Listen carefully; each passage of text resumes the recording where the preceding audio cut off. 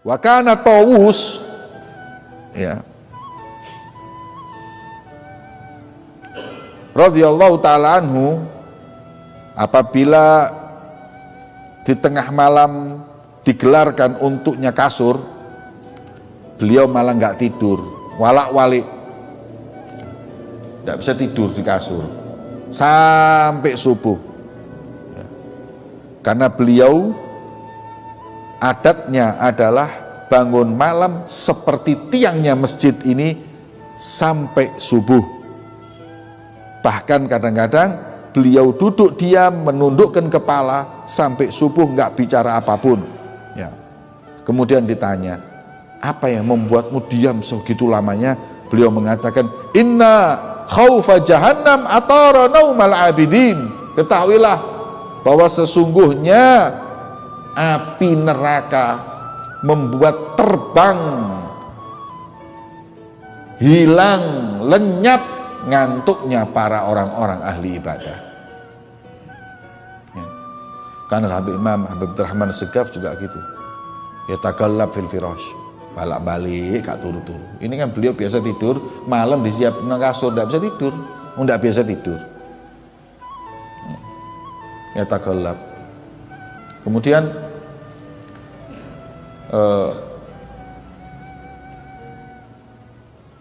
Al-Habib Abdurrahman Segaf itu diriwayatkan 40 tahun malam nggak bisa tidur. Tidurnya ya ba'dal fajr, ba'dal isyraq. Kemudian beliau mengatakan, kaifa anam, kata Habib Abdurrahman Segaf, gimana saya tidur? Saya itu kalau tidur, kalau sudah di kasur, kalau menghadap ke kanan, ingat surga, membayangkan surga, tambah nggak bisa tidur. Jadi kalau kanan surga, surga. Orang kalau ingat surga kan sudah bisa tidur.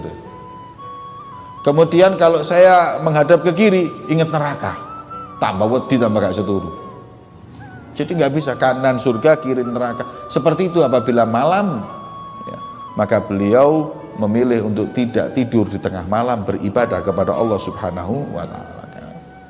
Nah, kata guru saya Habib Umar itu nggak pernah tidur pakai kasur, karena saya dapat kabar kalau dia tidur di kasur itu bikin tidurnya lebih lelap. Makanya waktu tidur di rumah saya, beliau minta sama saya tikar, kasur Palembang itu, tahu? Yang tipis itu apa? Apa jenenge? Kasur Palembang, orang bilang kasur Palembang tipis, itu beliau paling suka sampai sekarang. Kecuali kalau di hotel, ya, kalau bisa kita bawakan dia senang, tapi kalau enggak ya beliau tidur itu dengan terpaksa. Nggak suka tidur di spring bed, nggak biasa, lebih senang untuk tidur sih. Ya gitu juga tidurnya Habib Umar itu di mobil, di pesawat itu tidur. Nah, di pesawat aja kadang-kadang kitab dibaca. Saya kalau pernah menemani Habib Umar naik pesawat 9 jam lebih pesawatnya, itu beliau di tengah di pesawat itu, ya, isinya muridnya gantian baca kitab, dia dengarkan. Nanti kadang kalau sudah tidur, yang baca kitab berhenti. Jadi nina bubuke itu maca kitab.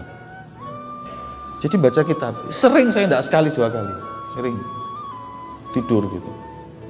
Saya pernah waktu itu perjalanan lama dari Yordan kemudian ke Indonesia. Perjalanan itu malam, beliau duduk, semua duduk, zikir, wirid. Setelah itu semuanya tidur, ditutup semua, pesawat ditutup semua, selimut. Ya. Subuh-subuh ada orang azan di dalam pesawat, Allahu Akbar, Allahu Akbar. Saya ngelilir ya, iki pesawat apa masjid, apa aku turun di langgar ini. Saya ngelilir, kemudian sadar, saya lihat Habib Umar lagi adzan di pesawat. Adzan, hadirin, ngadeg adzan. Padahal di situ ada bule, ada bus gak ngurus wis. Ya. Kemudian beliau wudhu, sholat. Habis sholat, wirid, habis isyraq tidur lagi. Memang waktunya itu makmur, ndak kosong dari hal yang nggak manfaat, ibadah tok. Pernah naik pesawat pribadi, tanya, ini perjalanan berapa? 1,5 jam. Duduk sama anaknya, semaan Quran, podo hafal Quran nih sebabnya. Lah yang saya heran, yang punya pesawat itu gak tahu dijak ngomong belas umur. Gak terus ngomong, "Beat, sehat alhamdulillah." Ngene wis mari tek ngomong mbek anake, "Ayo." Mandek, satu mukrok berhenti, anaknya yang teruskan. Beliau dengarkan, kalau salah dibenerin. Padha gak nggawa Qur'ane kabeh iki, apalan kabeh. Ndelok ngono subhanallah. Jadi waktunya itu makmur hadirin untuk kayak ngono. Nek 1,5 jam aku mbek kon ngrasani wong enak. Lah gak kerasa moro-moro nyampe. Wis gitu itu waktunya. Nanti kalau sudah kadang-kadang itu pernah naik kereta api sama saya, sama Habib Thohir Al-Kaf waktu itu juga, saya masih ingat. Dari mana ke Pekalongan kalau nggak salah, dari Jakarta Pekalongan atau apa. Hari Kamis malam Jumat. Kemudian kereta apinya ini berangkatnya mungkin jam 3-an, setengah 4 gitu. Nyampe-nya itu kalau nggak salah jam 8 atau jam berapa. Pas malam Jumat, adatnya wiridnya Habib Umar setelah sholat itu baca maulid. Ya. Di gerbang itu, di satu gerbong itu, tahu-tahu beliau itu baca doa, wa ila hadratin nabi, Fatihah. Setelah baca Fatihah semuanya, Habib Umar langsung, "Ya Rabbi salli ala Muhammad habibika syafi'il musyaffa." Ya Rabbi, kan rombongan ada sekitar 20 orang, sholawat kabeh, bingungnya sak gerbongi. Maulid. Sudah, saya kira cuman ya Rabbi salli, enggak, terus sampai baca fasal, qasidah. Setelah itu, setelah fasal selesai 4 fasal qasidah, yang saya masih bingung mikir iki mahalul qiyam ngadeg apa gak. Dan ketika mahalul qiyam sallallahu ala Muhammad, beliau berdiri, buat diri semua.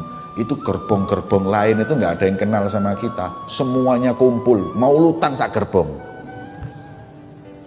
Sak gerbong maulutan wis kayak di masjid wis. Setelah maulid selesai, kalau di Darul Mustafa biasanya setelah maulid ceramah. Beliau setelah qiyam nyuruh Habib Thohir Al-Kaf untuk ceramah. "Bib," bicara Habib Thohir, "Bib, iki sepur loh Bib." Ceramah Habib Thohir.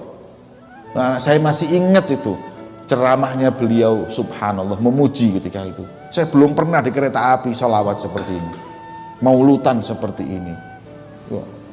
Inilah orang mukmin, kata beliau, harus bangga dengan ibadahnya, dengan adatnya, dengan kebiasaannya. Kita kan malu sholawatan ngono, isin rek deloki wong rek. Dia nggak malu, dia bangga. Ini ceramahnya Habib Thohir ketika itu seperti itu. Terus yang lain suruh ceramah gantian. Setelah itu terus baca doa. Habib Umar nggak ceramah, baca doa, selesai. Hadirin, ini apa namanya, adatnya para salaf kita dahulu, bagaimana mereka dulu qiyamul lail.